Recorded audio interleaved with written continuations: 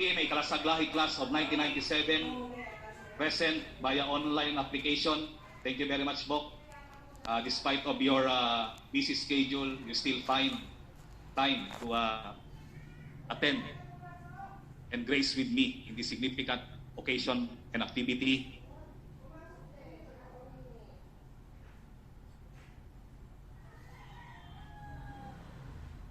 Also, my beloved wife and daughter, Cheryl Ann and she Nicole, please stand to be recognized.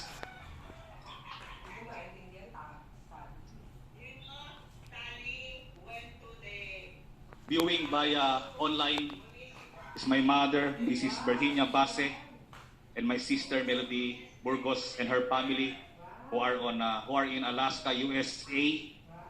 Also my brother Eric and his family who were in Imus, Cavite. My in-laws in Cebu City, my mother-in-law, Mrs. Griseria Lim, and Bambi Baltasar, my wife's sister and her family.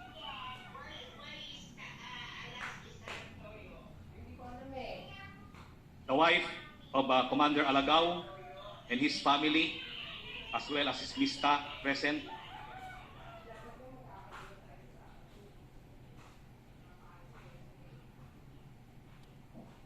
Other officers from Headquarters Philippine Fleet, Headquarters Naval Sea Systems Command, and Headquarters Offshore Combat Force.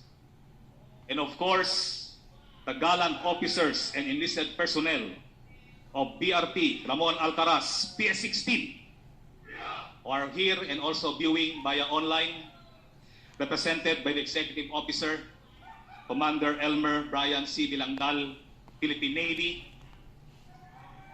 Other guests, ladies and gentlemen, a good Navy morning to all.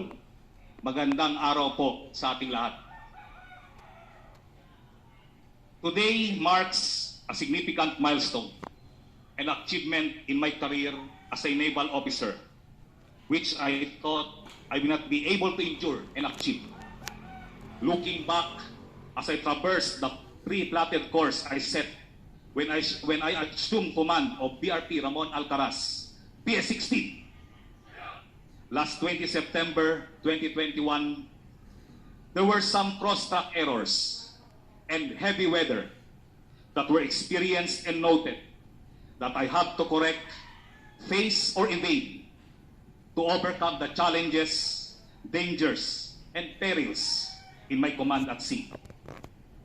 Now, I'm about to reach the final and very important waypoint after 1 year and 9 days. That is to safely and successfully turn over the command to my successor. Therefore, it is but fitting that I start by expressing my earnest gratitude to those who supported and motivated me to go on with a big fighting form, fighting heart, and fighting spirit in pursuing and be able to graduate from my command at sea. Above all, I thank and glorify our Almighty God for the divine blessings, guidance, and wisdom, and for protecting me, my family, and my loved ones, and my team PS-16, including their families, away from severe harm and danger, including those difficult times of heightened alert and protocols due to the COVID-19 pandemic. With all humility, thank you very much, Lord, for laying out this humbling experience of commanding BRP Ramon Alcaraz, PS-16, for giving me the strength, perseverance, and courage to face the uncertainties and challenges in my command at sea, as well as my private and personal life, and for leading me the way back whenever I go off track. My heartfelt gratitude also goes to the former and present leaders and commanders of the Philippine Navy who have played a very significant role on my dream of achieving and completing my command at sea, a feat and honor every surface warfare officer in the naval profession has been dreaming of, and they were the following: the former Flag Officer in Command, Philippine Navy, Vice Admiral Adeluis S. Bordado, Philippine Navy, retired, and the Acting Flag Officer in Command, Philippine Navy, Commodore Cesar Bernard M. Valencia, Philippine Navy. The former Commander, Philippine Fleet, and now the Commander of Western Command, Vice Admiral Alberto B. Carlos, Philippine Navy. The members of the Philippine Navy Board of Senior Officers. And of course, the Commander, Offshore Combat Force, Commodore Joe Anthony C. Orbe, Philippine Navy, for the trust and confidence bestowed upon me to lead and command BRT Ramon Alcaraz, PS-16. And most especially to our beloved Commander, Philippine Fleet, Rear Admiral Nichols Adris, Philippine Navy, for the continued and unconditional support, guidance, directions, and assistance you have given and provided to me throughout my command at sea. Sir, you have truly served as a source of motivation and inspiration for me to go on with a big fighting heart and fighting spirit that led to my successful command aboard this gallant ship. Thank you very much, sir.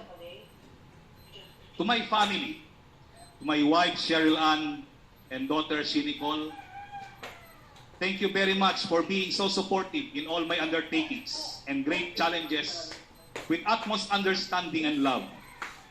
You serve as my inspiration to fulfill my work with sincerity and enthusiasm. I also thank my mother, Mrs. Virginia C. Base, my sister Melody and brother Eric, and to my father, the late Bosom's Mate Chief Ernesto T. Base, Philippine Navy, retired, for their unconditional love and support.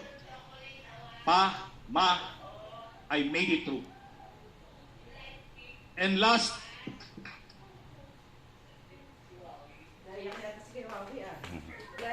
but not the least, to the officers and enlisted personnel of BRT Ramon Alcaraz, PS-16. Thank you very much for your overwhelming trust and support. You made my tour of duty comfortable and undemanding, although at times challenging. In the end, we made the impossible truly possible. That led to mission accomplishment as well as keeping the morale and welfare of our personnel. To our keynote speaker and to our presiding officer, sirs, may I respectfully request your permission for me, for the last time, under my command, to hand over my letter of commendation in grateful recognition and gratitude to the officers and enlisted personnel of this gallant ship. Thank you, sir. May I request the executive officer, Commander Elmer Bilangdal, to kindly receive this award in behalf of the crew of Team PS-16. Para mapanood namin.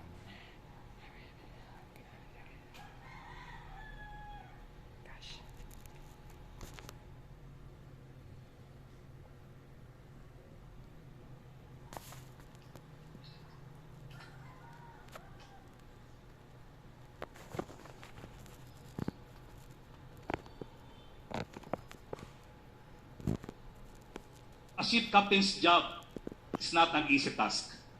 As Joseph Conrad said in his famous poem entitled Command at Sea, in each ship, there's only one man who in the hour of emergency or peril at sea can turn to no other man. There's one alone who is ultimately responsible for the safe navigation, engineering performance, accurate gunfire, and morale of his ship. He is the commanding officer, and this is the most difficult and demanding assignment in the Navy. This is definitely true. As a famous tagline says, wait until you become. Now I know the feelings and mixed emotions of all ship captains who had already completed and graduated from their command at sea, as well as those who are presently pursuing it. That degree of the command responsibility and accountability that were put on our shoulders to keep the ship and the crew from harm's way at all times, coupled with the sleepless nights and the worries of being away from our beloved families, not even sure of when we will see them again, are just some manifestations that prove that a ship captain or skipper, as commonly called, is a special breed of man or woman who rise up to the challenge of command at sea. That is the challenge of being at the forefront of the Philippine Navy's posture towards a credible defense, always doing his or her best at all costs for God, country, and people. Now I know and feel my beloved wife's sorrow, pain, and the meaning of her tears. From the start, I accept and pursue my dream of achieving the command at sea. To be away from home because of the demands of the command at sea also placed on her shoulders the duty and responsibility to be the temporary head of our family. This is the same experience and sentiments shared by this special breed of gentlemen or ladies, sea dogs, the Philippine Navy skippers, as they are well known, whose bold stance and bearing are mostly softened by these true-to-life experiences of their personal lives. With this, I once again greatly thank my wife, Cheryl Ann, and my daughter, She Nicole, for all the support, love, and understanding that led to this noble achievement. Thank you, love. Thank you, baby. Nevertheless, these experiences by the ship captains, past and present, were somewhat negated because of the overwhelming support from our families, loved ones, and friends. The constant sharing of experiences, advices, and assistance received from our fellow skippers or ship captains. The comfort and smiles of our fellow shipmates whenever we safely arrive from operational missions, and as our men and women be able to see them to be with their respective families and loved ones. And most importantly, the continued blessings from the Almighty God, who is always there as the guiding hand, being the supreme skipper among the skippers. Indeed, this is an honored opportunity for this special breed of men and women as they held the forefront and prestige as Philippine Navy skippers in exercising command, leadership, and management aboard ship. Indeed, it was not just a chance for them to lead or a chance for us to lead, but also to learn, to share, and to serve. Truly, as Joseph Conrad's last sentence in his poem Command at Sea, it is a duty which richly deserves the highest time-honored title of the seafaring world, Captain.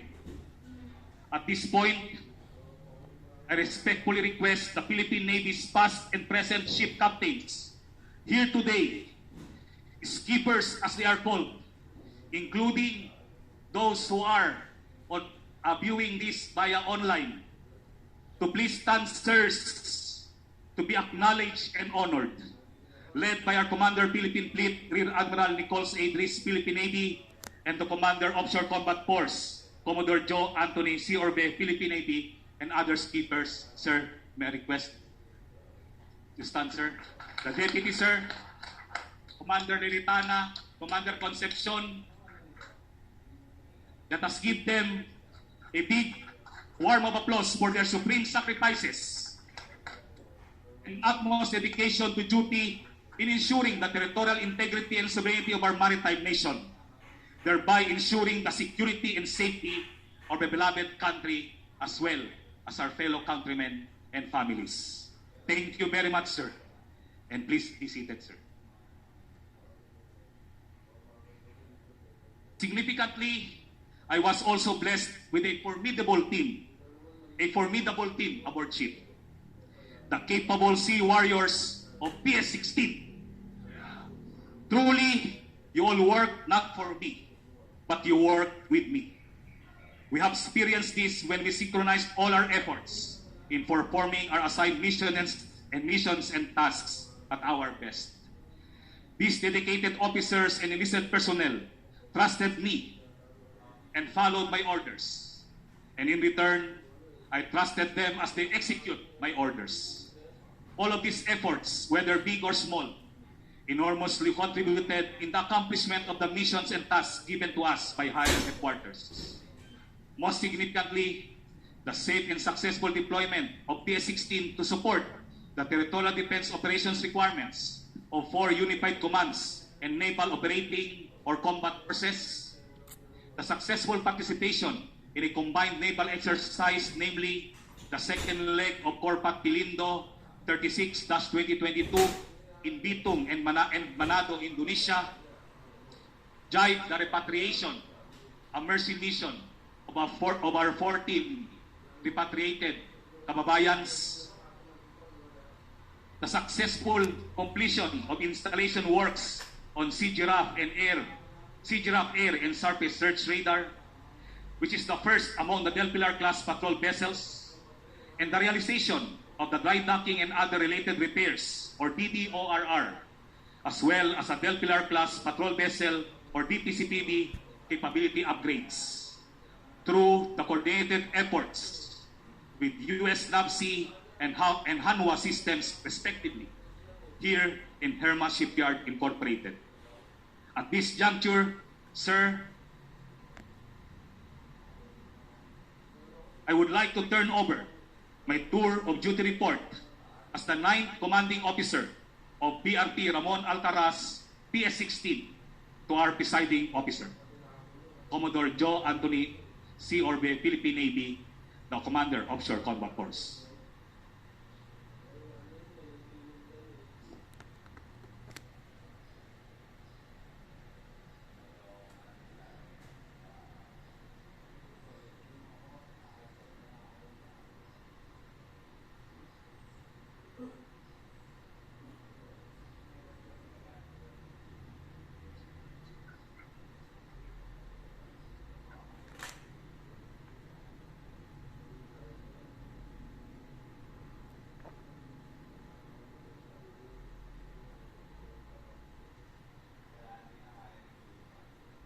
My successor, Commander Jim RSP Alagao, Philippine Navy, GSC. Jim, I am turning over to you a cohesive unit composed of these individuals who work as one. I wish you all the best in your first command at sea. To Team PS-16, continue nurturing a good camaraderie and teamwork.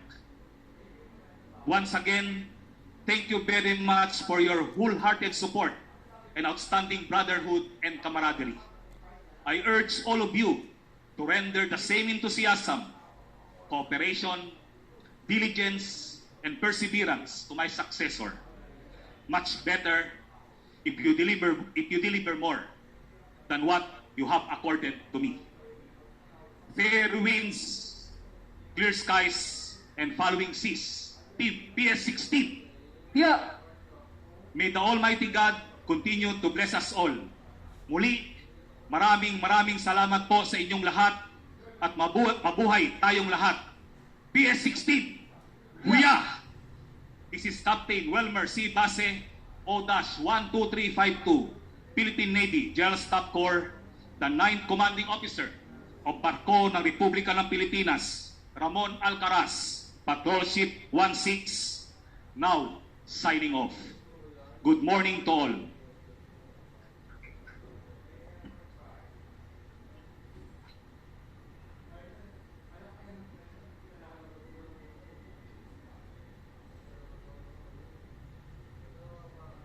I will now read my relinquishment order. Philippine Navy, Philippine Fleet, Offshore Combat Force, BRP Ramon Alcaraz, PS-16, Herma Shipyard Incorporated, Maribeles, Bataan, dated 29 September 2022. Relinquishment of command. Pursuant to Section 1, General Orders Number 458, Headquarters Philippine Fleet, dated 28 September 2022, I hereby relinquish command of BRP Ramon Alcaraz, PS-16, effective as of 26 September 2022, and I sign in your presence.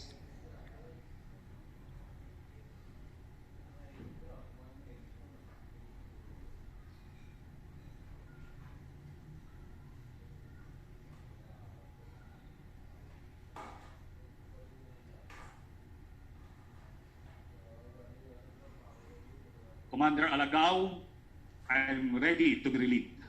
At this point, the incoming commanding officer, Commander Jim Aris V. Alagao, Philippine Navy, General Staff Corps, will now read and sign his assumption orders.